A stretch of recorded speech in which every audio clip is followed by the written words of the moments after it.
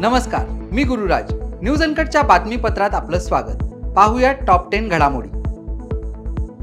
लोकसभा निवडणुकीतील चांगल्या कामगिरीमुळे काँग्रेसकडे विधानसभा निवडणुकीचे तिकीट मिळवण्यासाठी इच्छुकांची गर्दी वाढलेली पाहायला मिळत असून आतापर्यंत काँग्रेसकडे 1633 अर्ज आले आहेत. त्यातील सर्वाधिक अर्ज विदर्भ आणि मराठवाड्यातील मतदारसंघासाठी आले आहेत. 2019च्या विधानसभा निवडणुकीसाठी काँग्रेसकडे केवळ 476 अर्ज आले होते. आता ही संख्या चौपट झालेली पाहायला मिळते. धनगर आणि धनगड एकच आहेत असा स्वतंत्र GR राज्य सरकार लवकरच काढणार आहे. हा GR कायद्याच्या कसोटीवर न्यायालयात टिकला पाहिजे. त्यासाठी GRचा मसुदा तयार करण्यासाठी 2 वरिष्ठ सनदी अधिकारी आणि सकल धनगर समाजाच्या 5 प्रतिनिधींची समिती स्थापन केली जाणार आहे. ही समिती येत्या 4 दिवसात GRचा मसुदा तयार करेल. त्यानंतर राज्याचे अधिवक्त्यांचे मत घेतले जाईल असा निर्णय मुख्यमंत्री एकनाथ शिंदे यांनी घेतलाय. केंद्र सरकारने दर 10 वर्षांनी होणाऱ्या जनगणनेची तयारी सुरू केली आहे. मात्र या प्रक्रियेत जाती संबंधी माहितीचा रकाना समाविष्ट करण्याबाबत अद्याप निर्णय घेण्यात आलेला नाही, अशी माहिती सूत्रांनी दिली आहे. यावेळी प्रथमच डिजिटल जनगणना होणार असून यात नागरिकांना स्वगणना करण्याची संधी मिळणार आहे. त्यासाठी स्वगणना पोर्टल तयार करण्यात आले असून जनगणनेसाठी 12,000 कोटी रुपयांचा खर्च अपेक्षित आहे. मुंबई पुणे द्रुतगती महामार्गामुळे पुढील 50 वर्षे तरी वाहतुकीला अडचण निर्माण होणार नाही असे सांगितले जायचे. मात्र अद्यापही वाहतूक कोंडीचा प्रश्न सुटलेला नाही. त्यामुळे आता अतल सेतूवरून बाहेर पडताच मुंबई ते बेंगळुरू द्रुतगती महामार्ग आता 14 पदरी तयार केला जाणार असून कामाचे कंत्राटही निघाले आहे.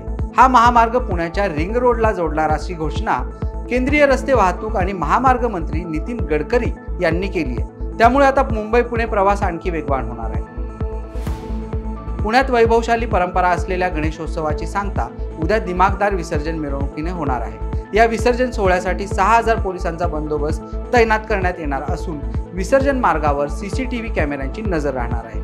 लक्ष्मी रस्ता, कुमटेकर रस्ता, केळकर रस्ता, टिळक रस्ता या मुख्य मार्गावरून ही मिरवणूक जाणार आहे. या मुख्य विसर्जन मार्गासह उपनगरांमध्ये पोलीस बंदोबस्त ठेवण्यात येणार आहे.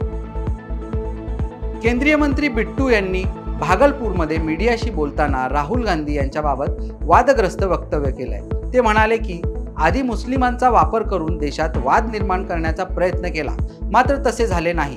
तर आता देशाचे रक्षण करणाऱ्या शिखांमध्येही फूट पाडण्याचा प्रयत्न काँग्रेसकडून केला जातोय. देशातील दहशतवादी जी विधान करायचे तीच विधाने आता राहुल गांधी करत असून राहुल गांधी हेच आता 1 नंबरचे दहशतवादी आहेत, अशी टीका मंत्री बिट्टू यांनी केली.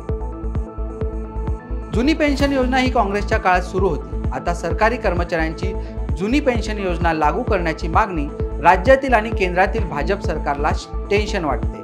आता भाजप सरकारने सुरू केलेली पेन्शन योजना कर्मचाऱ्यांना मान्य नाहीये, पण पंतप्रधान नरेंद्र मोदी खोटे सांगून हीच पेन्शन योजना सरकारी कर्मचाऱ्यांसाठी मान्य असल्याचे ढोल बडवत आहेत. जुनी पेन्शन योजना लागू करावी या सरकारी कर्मचाऱ्यांच्या मागणीला काँग्रेसचा पाठिंबा असून सत्तेवर आल्यानंतर मंत्रिमंडळाच्या पहिल्याच बैठकीत ही योजना चालू करण्याचा निर्णय घेतला जाईल, असा शब्द नाना पटोले यांनी कर्मचाऱ्यांना दिला.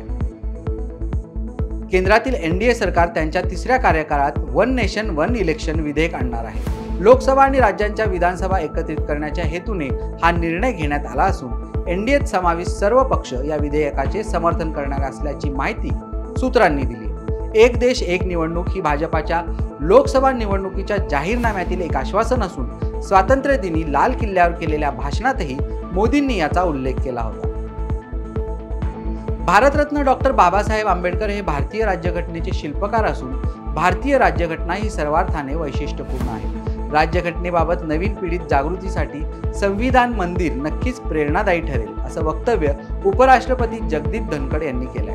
मुंबईच्या एल्फिन्स्टन महाविद्यालयात प्रशिक्षण संचालनालयाअंतर्गत 434 औद्योगिक प्रशिक्षण संस्थांमध्ये संविधान मंदिर लोकार्पण सोहळा पार पडला. यावेळी उपराष्ट्रपती बोलत होते. अनंत चतुर्दशीच्या दिवशी गणपती बाप्पाला निरोप देण्यासाठी लाखोंच्या संख्येने मुंबईकर रस्त्यावर येतात. यावेळी रस्त्यावर जमा होणारी गर्दी लक्षात घेता मुंबई पोलिसांनी सुरक्षेच्या दृष्टिकोनातून 23,490 पोलिसांचा फौजफाटा सज्ज ठेवलाय. मुंबईतील गिरगाव चौपाटी, शिवाजी पार्क, जुहू चौपाटी आणि गणेश घाट, पवई या ठिकाणांसह महत्त्वाच्या ठिकाणी सुरक्षा मनोरे उभारण्यात आलेले असून वाहतुकीला अडथळा होऊ नये म्हणून ट्रॅफिक पोलिसांनी महत्त्वाच्या ठिकाणी बॅरिकेडिंग लावले आहे. वेळ झाली टॉप 10 बातमीपत्रात इथेच थांबायची. पाहत रहा न्यूज अनकट.